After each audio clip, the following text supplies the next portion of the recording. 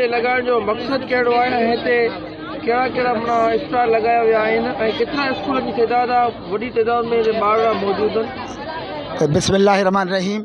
हीअ science and art exhibition private school association जे पारां मुनक़िद कई वई आहे, जंहिंमें मुख़्तलिफ़ स्कूल 115 स्कूल हिसो वठी रहिया आहिनि। ख़ुसूसन असांजे क्रिसन grammar school project social development organization जंहिं स्टॉल ते असां मौजूदु आहियूं, हितां इंटरव्यू ॾे।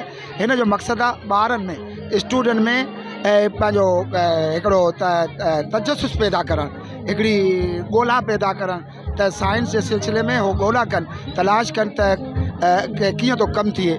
और ॿारनि मुख़्तलिफ़ प्रोजेक्ट्स बनाया आहिनि। तव्हांजे साम्हूं मुख़्तलिफ़ प्रोजेक्ट्स मौजूदु आहिनि। पाणी ऐं गैस ते हिननि हिकिड़ो गैस तयारु कई आहे ऐं बिल्कुलु घटि पेट्रोल इस्तेमालु ऐं ज़्यादा पाणी जो इस्तेमालु सां तयारु कया। ऐं इन सां गॾु ॿिया मुख़्तलिफ़ आर्ट्स जा जेको सो स्टॉल लॻल आहिनि।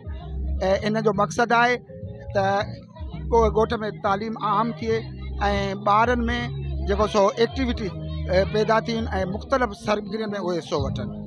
महिरबानी।